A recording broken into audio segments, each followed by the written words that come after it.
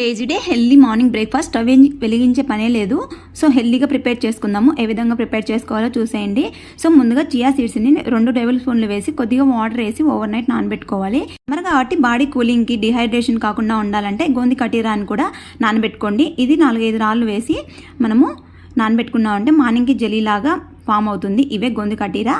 So న్యాచురల్గా ఇది బాడీని కూల్ చేస్తుంది, డిహైడ్రేషన్ నుంచి కాపాడుతుంది. అంతేకాకుండా ఫ్రీ మోషన్ కూడా చేస్తుంది.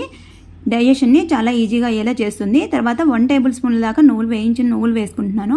మనకి కాల్షియం కావాలి కదా, 35+ ప్రతి ఆడవాళ్ళలోనూ కాల్షియం తగ్గుతుంది. అందుకోసం 1 టేబుల్ స్పూన్ నువ్వులు వేసుకుంటున్నాను. మీరు కావాలంటే వేసుకోవచ్చు, లేదంటే స్కిప్ చేసేసుకోవచ్చు. మీకు నచ్చిన ఫ్రూట్స్ని వేసుకొని ఇందులోకి 1 టేబుల్ స్పూన్ నెయ్యి వేసుకుంటున్నాను. నెయ్యి స్కిన్ని గ్లో చేయడానికి యూజ్ అవుతుంది. మీ టేస్ట్కి సరిపడా హనీని వేసుకొని కొద్దిగా పాలు కానీ పెరుగు కానీ వేసుకొని ఇదంతా బాగా మిక్స్ చేసుకొని హెల్తీగా మార్నింగ్ బ్రేక్ఫాస్ట్ ప్రిపేర్ చేసుకోవచ్చు. ఈరోజు నా బ్రేక్ఫాస్ట్ వచ్చేసి మెంతులను కూడా యాడ్ చేసుకున్నాను. మనకి హెయిర్ గ్రోత్ కోసం యూజ్ అవుతాయి. ఇలా కూడా ట్రై చేయొచ్చు.